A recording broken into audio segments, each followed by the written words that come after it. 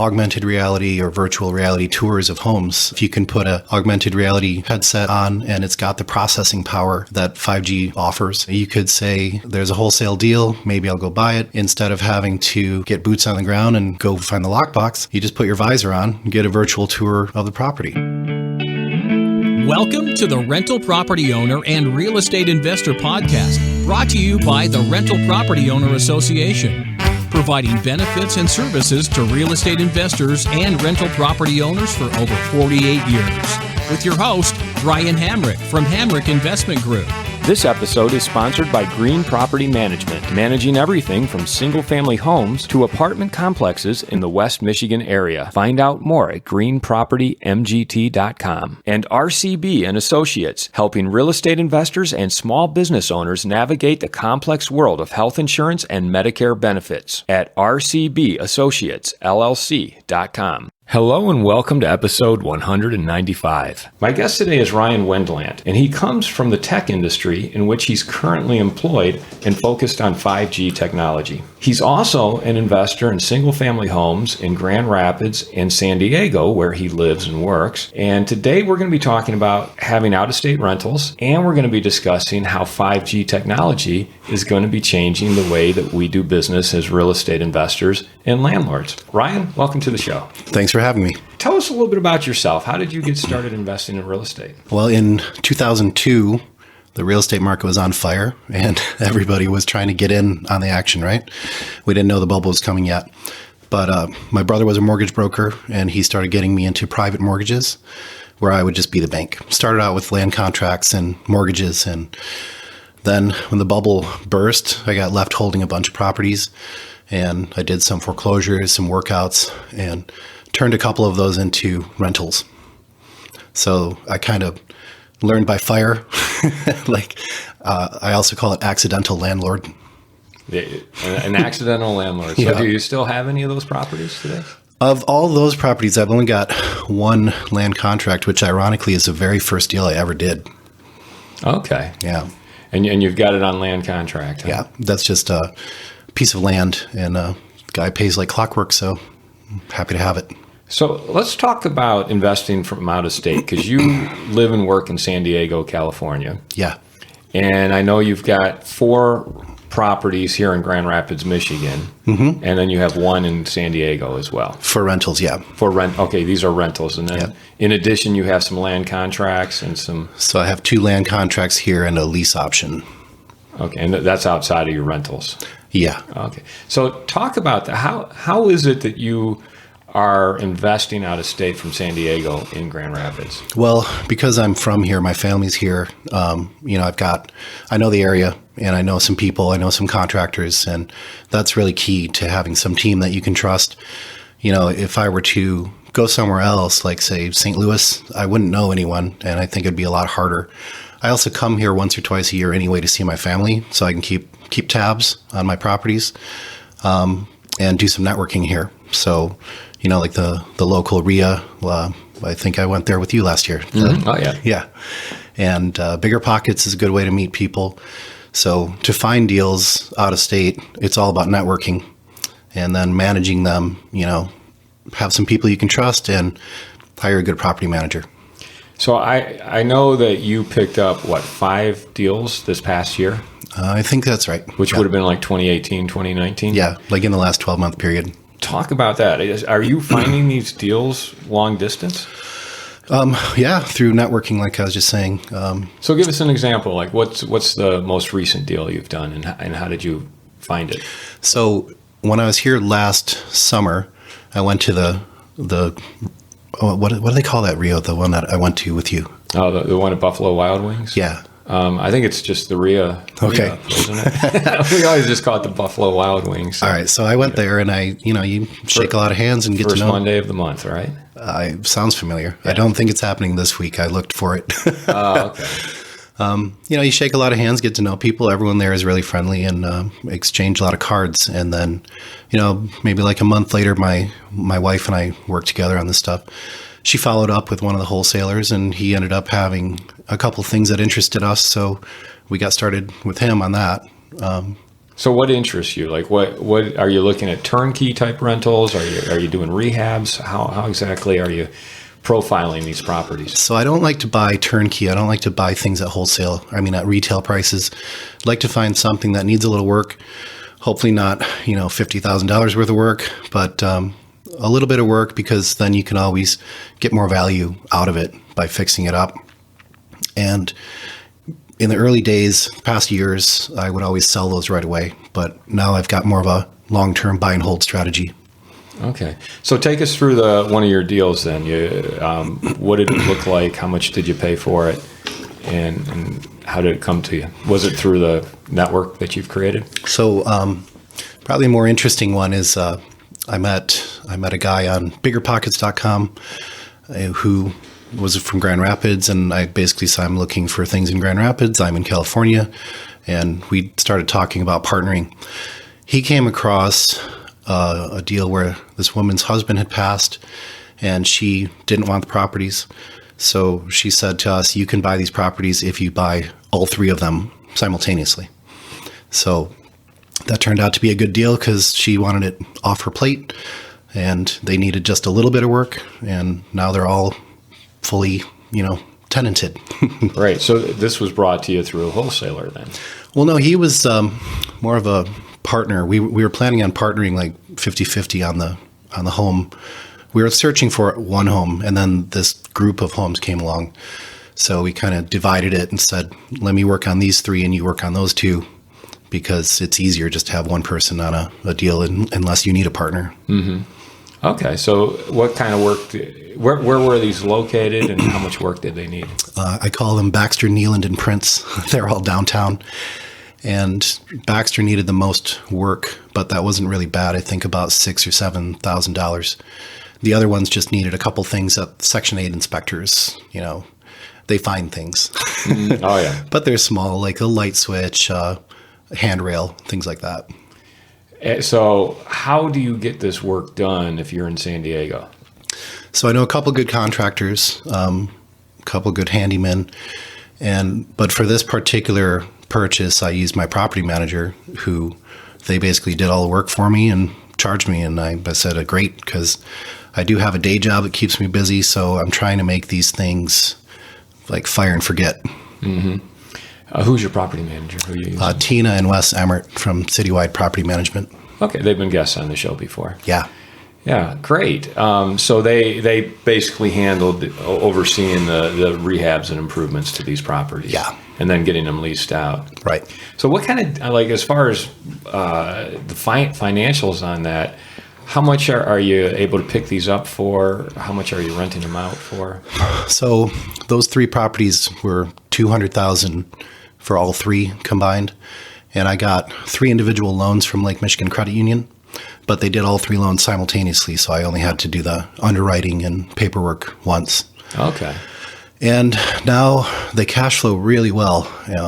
I think after all my expenses, including debt service, I'm still clearing about $1,200 a month in cash flow, which is terrific. And another reason why I invest in Grand Rapids, because if you tried to buy property in San Diego, it will not cash flow. People buy negative cash flow properties there every day of the week with the hope of the appreciation making up for it. And I want to get to that, because you have a rental in San Diego right. as well, and I want to talk about that. The idea of investing with negative cash flow, because you're investing for appreciation there. Yeah. But before we go there, so you're doing $1,200. You're clearing $1,200 a month after your expenses, management, and property taxes, insurance, that kind of thing. all the costs. That's great. Yeah. So $1,200. So that's about what does that put us? About $14,400 per year. $14,400 per year, and you've got how much into it? Well, I had to put 40 down for the loans and then the rehab costs, so probably another 10. So about 50 in. So 50 in. So cash on cash, that's really good. That's like a 20-25% cash on cash return. Exactly. And I'll still get the appreciation, because Grand Rapids is not like San Diego, but 10 or 15 years from now, I expect it to be higher than where it is today. Yeah, Grand Rapids is in no way bubble pricing. Definitely people are looking at the prices that they're paying, and saying, wow, it's gotten really expensive. But when you compare it to a lot of other places in the country, we're pretty moderate as far as our prices. Yeah, and that's why it's a good market to get in, even though it's had a good run up, and people might be scared, saying, "Well, when's the run up going to end?" You know, you got to look at the fundamentals: the number of people moving into the city, the wage growth, the demographics, where a lot of younger people and millennials are moving into Grand Rapids, and I think that's going to drive price appreciation and rents for at least 3 or 4 years to come. Yeah. And after that, you really can't make any predictions, right?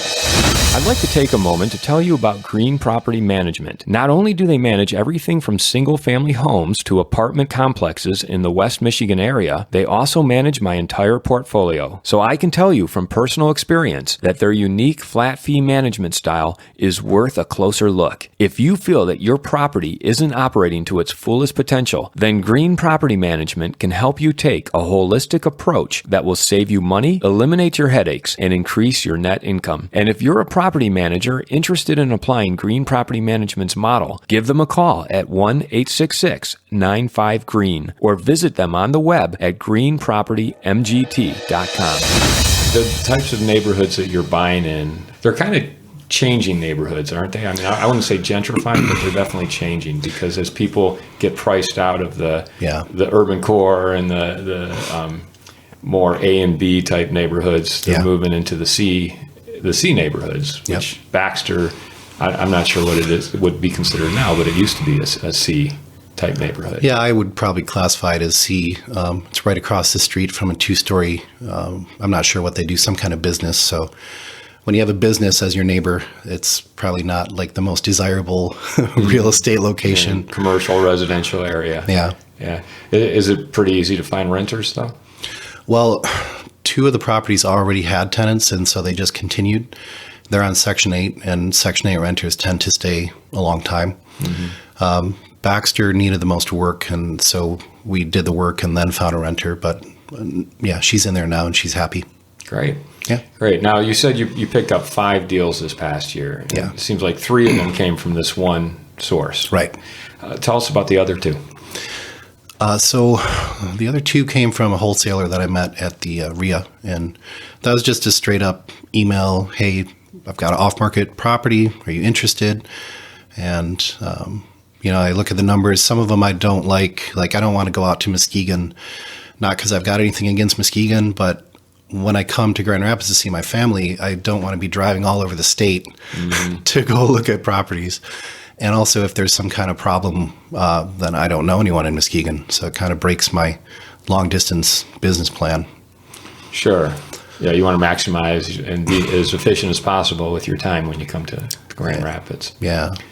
So these 2 were in Grand Rapids. Well, now that I've said all that, they were on the other side of the state. My brother Eric and I were just in Lawton, Michigan yesterday, so this wholesaler had purchased a house and sold it on lease option, and the tenants were making good payments for 4 months, so they've got a payment history. And I said, okay, I'll buy this contract from you, and I was going to get into it for $48,000 I paid, and the contract price is $65,000. So the way it's supposed to work is collect rents for a while, and then they go purchase it with a bank loan and pay me off. I've got my $48,000 in, my $65,000 out, and rents in the meantime. That's how it's supposed to work. This particular one went south so fast. But So wait, let me make sure I'm clear. So yeah, were you buying a note on this, or? So I bought the home. Bought the home. The wholesaler owned it, and then he sold it to me. So I own the home, and then he assigned the lease option to me. Okay, so the person who was living there under a lease option. Right. And the idea was they were going to go purchase the home and get financing and buy you out. That's how it's supposed to work. So you had 48 in, and you were supposed to get paid how much? 65 out. 65 out. Okay, I'm with you there. So and these things tend to do that, started going south. So what happened? Well, I think that this was just a case of bad luck, because once they started opening the walls, they found you always find problems when you open wells, but they found basically an enormous bat colony. In the walls. Yeah. And among other things, it basically just ruined the inside of all the walls of this place. And so I had to do some kind of workout with those tenants because they said basically this place is a lemon. And I was trying to convince them that it's their lemon. Legally, who had the upper hand on that one? Legally, I had the upper hand, but I always try to work things out with people. I mean, I hate talking about lawsuits, but you have to think about avoiding lawsuits when you can. But more importantly, if you can find a win-win, you should try to find the win-win, right? Just because I have the power doesn't mean I should be telling them, pushing them around. Sure. So how did you work that out then? So for them, the tenant / wannabe owner, he's a contractor and he wants to do his work himself, but he was just short on capital. And for me, I thought if I can get him to do the work, then I don't have to manage this project. I don't have to hire other contractors, deal with the village and the permits. So I basically cut a deal with him to say, all right, I will give you the money for materials, and you do the work, and you go sell it when you're done, so I can get paid out and you can get paid out, and we'll go our separate ways. So did you create a second note for the repairs? So this was all yesterday. Okay, so you haven't gotten to that yet. The ink isn't even on the paper, let alone dry yet. Gotcha, okay. So is that what you're going to do, basically, create a second note? Like how much does he need for repairs? I'm going to basically rewrite the option to increase it by $15,000 and then give them $15,000 for materials. But the other thing I've learned the hard way in the past is you don't just write these people a check for $15,000. You give them $2,000 or $3,000. You say, give me receipts, show me pictures of your progress, and then you give them 2 or 3 more. So you do what the bank does, which is have him come back to get draws every time he's spent the money. It makes sense. Yeah. So it's actually a really good position for him because he could actually leave whenever he wanted to if he just gave up. Mm-hmm. But I have my faith in these people that they're going to go the distance because there's a big payout for them in the end. Sure. I think they could clear $20,000, $25,000 maybe. And it's an opportunity for them because they wouldn't be able to do it without partnering with me and my capital. So I'm pretty happy with the way it turned out so far because I turned, I don't want to use a word for it, but I turned something awful into something workable for everybody. Right. Turn lemons into lemonade. Now we'll see. Like I told him, I'm like, get past the finish line. And so we'll see if we get past the finish line. Great. So that's one of the two. What was the other one that you picked up? The other one was a very straightforward land contract in a property downtown on Gold Avenue. The owner was behind on property taxes, needed money, and he owned the house outright. So I gave him money to pay his property taxes, and now I have a land contract with him. If you are thinking of leaving your W-2 job and becoming a full-time real estate investor, one of the greatest costs you must consider is healthcare for you and your family. When I made this transition 5 years ago, I found the whole healthcare insurance process to be confusing and frustrating. That's why I'm glad I met Chad Creasy at RCB and Associates. Chad is a professional healthcare insurance agent who helps real estate investors and small business owners understand and choose their best healthcare options. And best of all, his services are covered by the insurance company and won't cost you a dime. If you are expecting a change in your healthcare insurance coverage for any reason, or losing employer coverage or transitioning into Medicare, then you owe it to yourself to contact Chad Creasy at rcbassociatesllc.com. He owned the home free and clear, right? But he needed some cash. Yeah. Because he was probably going to lose it to tax lien foreclosure? Probably, yeah. Interesting. Were you working with someone on that? So that one I got from a wholesaler too.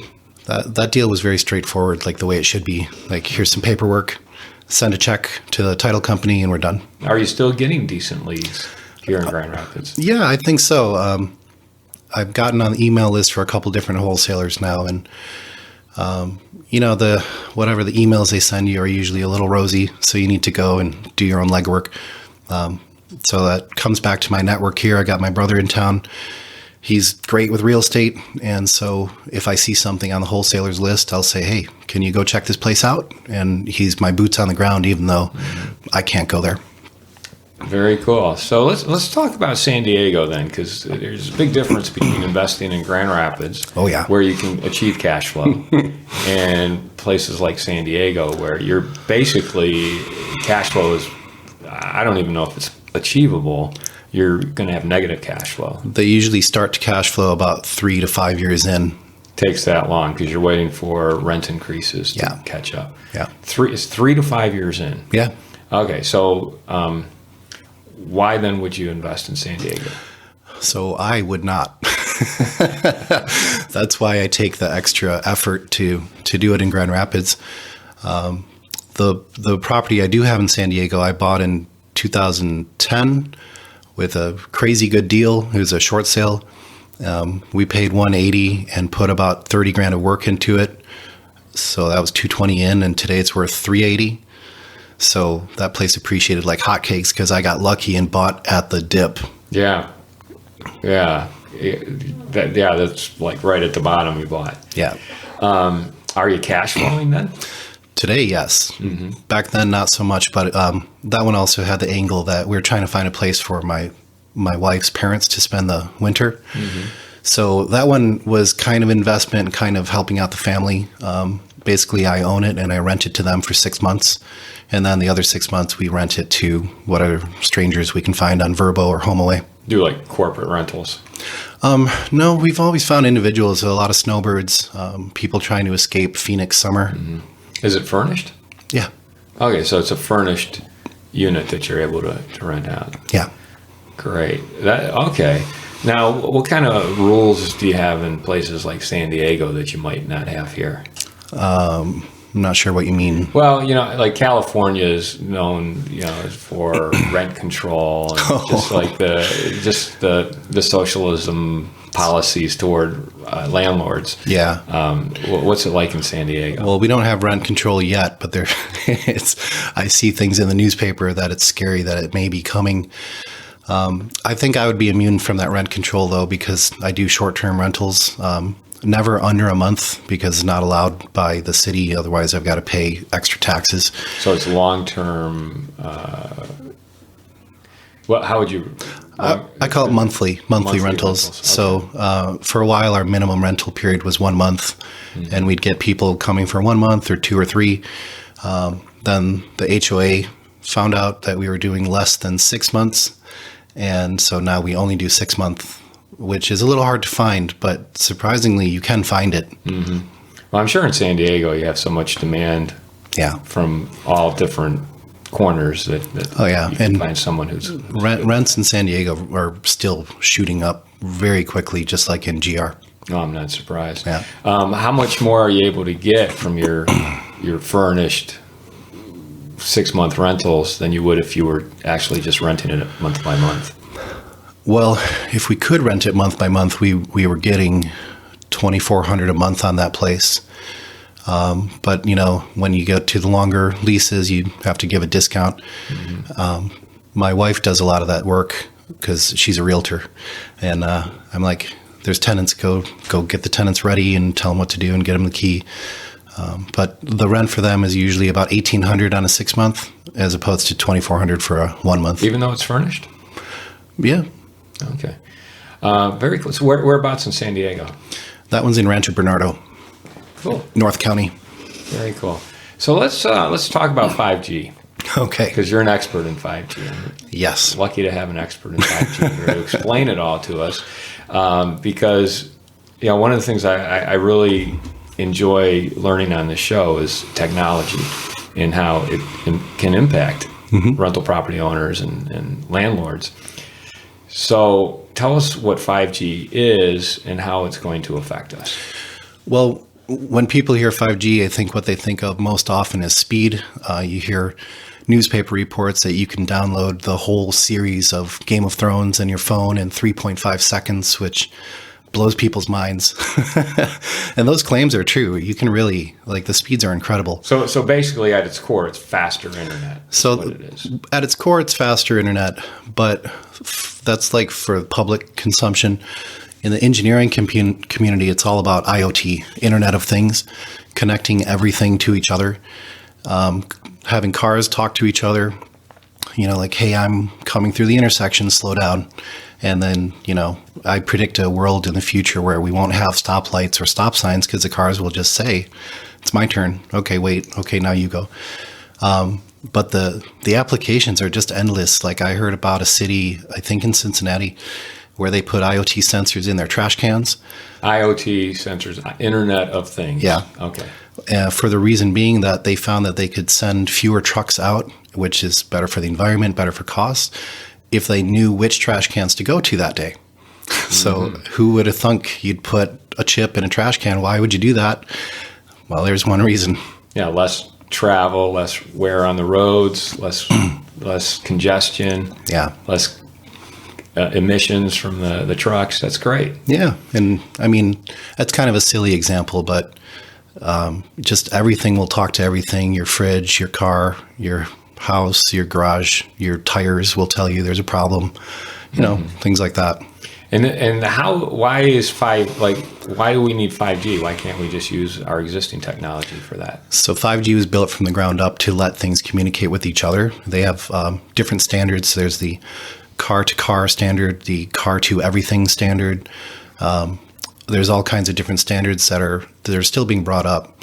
But in 4G, they didn't anticipate all these devices talking to each other. 4G is about cell phones talking to other cell phones. 5G is everything talking to everything. Wow. So how's that going to affect us as rental property owners? Well, the best example I can think there is augmented reality or virtual reality tours of homes. If you can put a augmented reality headset on and it's got the processing power that 5G offers, you could say there's a wholesale deal, maybe I'll go buy it, instead of having to get boots on the ground and go find the lockbox.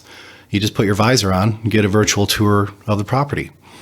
And I can imagine a lot more out-of-state investing is going to start happening when people feel comfortable, like I've walked through that house, even though they never really did. Wow. So is it kind of like the 3D tours you see on apartments.com now, only better? Yeah, I think those 3D tours are more like a 360-degree photo, right? But right. It'd be a lot more than that. I'm just trying to wrap my head around how that would work. You'd obviously have to pre-record that virtual visit to the property. Yeah, so they have cameras now that even some cell phone cameras now are having upwards of 8 cameras on them, so you can get the 360-degree view. I haven't done it myself, so I'm not sure how they do it, but I would imagine you just walk through the property, walk into every room with your camera, and it'll capture it and render it into a virtual image for you. Because those virtual reality cameras have like multiple lenses. Yeah. And it's like a ball that's recording from all angles, Yep. right? Right. So is that what's going to make virtual reality really take off, this 5G? Because it seems like we've been hearing about virtual reality, but it hasn't left the launch pad yet. Yeah, I think it was really overhyped when it first came along. And also, the past couple of generations of smartphones haven't had the processing power to basically drive a really good experience. But the new phones, the 5G phones, they're not just faster in the internet, they're also faster with their CPUs, and they can do these 3D image renders in real time. Basically you put your phone inside the visor and put your visor on your head, and that drives it. Wow. So you've seen some of this technology then? I've seen it demoed. Uh-huh. That's pretty incredible. So I'm trying to think, well, how can this help us save money, like on utilities? Can it communicate with our plumbing and our electrical systems and tell us, hey, you know what, your water usage is or there's a leak over here in this part of the building? Can it help us with those things? I'm sure that if it doesn't exist yet, I'm sure it will. Mm-hmm. I know in my neighborhood in San Diego, they read the electric meter by a 4G LTE signal right now. So, and a lot of things are getting connected right now with 4G. It's kind of like a stepping stone into 5G, but instead of sending people out to read the meter, you just ping their 4G and it says, yeah, he used $100 worth of electricity this month. Mm-hmm. Yeah. There's installing those smart boxes around here too. What about like HVAC? Can it communicate as someone walks from room to room? maybe it's zoning, it's following that person, Yeah. so that it's not just heating or cooling a room that Yeah. that nobody's been in for most of the day. Yeah, now that you mention it, I remember seeing at the Consumer Electronics Show last year, the vents, the air conditioning vents that are in your ceiling, they had them connected through their Wi-Fi network, and it would sense when the person was in the room. And if you're in the room, it would open the AC vent, and if you're not, it would close it. So only the rooms of the house that were occupied were getting air conditioned. And I imagine you could save a lot.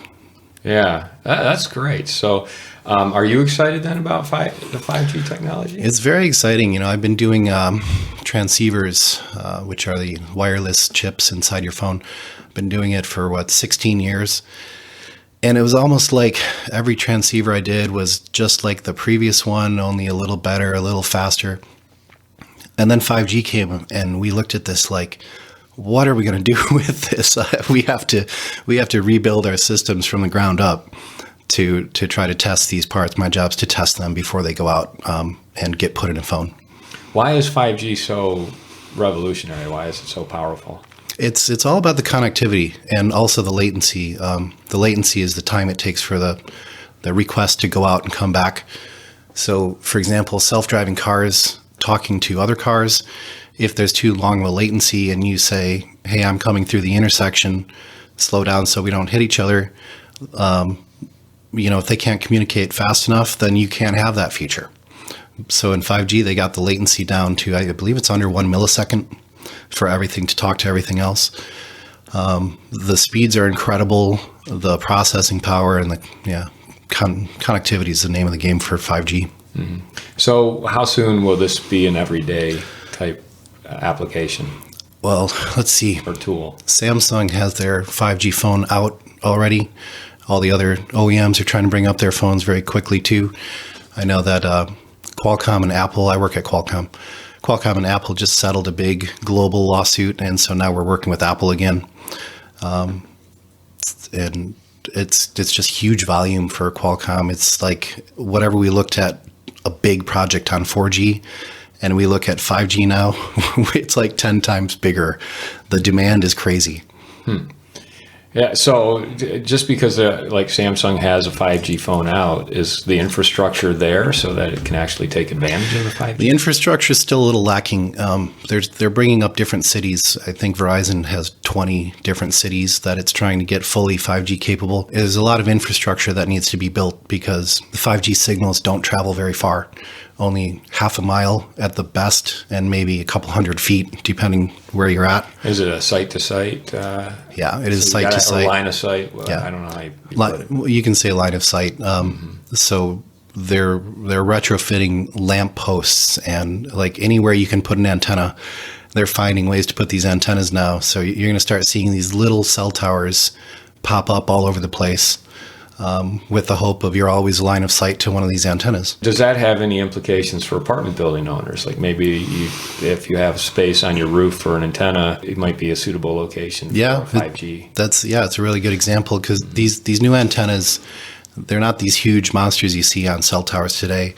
They're more like the size of like an 8.5 by 11 piece of paper, and they just have to find a place to mount it and run a cable.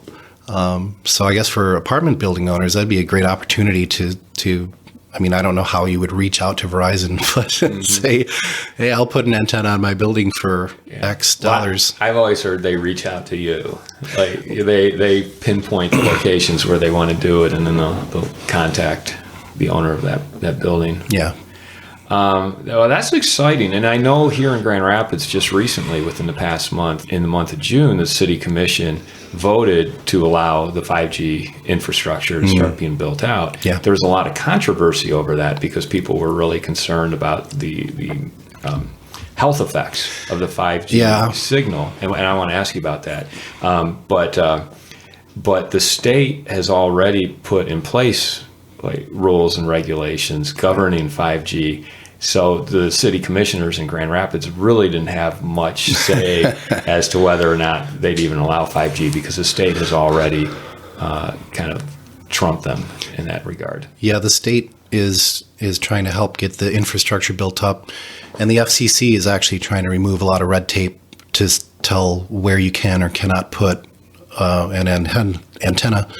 There's certain neighborhoods here and there who are just like, we don't want any of it. Keep it out of our neighborhood. Like a historic neighborhood might say, that could be a good example. Or just some neighborhoods who say, we don't care about 5G and we don't want the risk, because some people are afraid of the health effects, although I think that's misguided. Yeah, they're worried about like radio waves frying the insides. I mean, what are the concerns? I think whenever there's a new technology, especially one that has the word radiation in it, people get a little skippy. Yeah, it seems like the government, both the federal and the state government, are getting behind 5G. Yeah. And it's going to happen no matter what. Oh, definitely. And I mean, now it's turned into an international brawl with China. So who's going to be the leader of 5G? Who's got the best network, the best patents, and things like that? Yeah. A lot of interesting politics being played there. There's so much going on, so many moving parts. Mm-hmm. I mean, it's even getting pulled into the trade war now. Yeah, I'm sure it is. Yeah, because it's part of our future. Yeah. If we're going to become a more efficient society and a greener society in many ways, you need the technology to push that, and it seems like 5G is a big piece of that. Yeah, and the biggest concern with government involvement is the security, because it sounds great to have everything connected and cars talk to each other, and like life is great, until some adversary comes along and says, I'm going to turn all that off with the flip of a switch. Mm-hmm. And what are you going to do about it, right? Right, yeah. So security is very much in front of everybody's mind when it comes to 5G. Absolutely. Yeah, I can see why. Well, as we wrap it up here, I want to just get back to your real estate investing. Sure. What are your plans now? I mean, you picked up 5 deals this past year. Mm-hmm. Anything on the horizon? What are you looking for? So right now, my day job is keeping me really, really busy, and I'm trying to find things that are more passive, even if they're not the best returns you would get for something like a flip.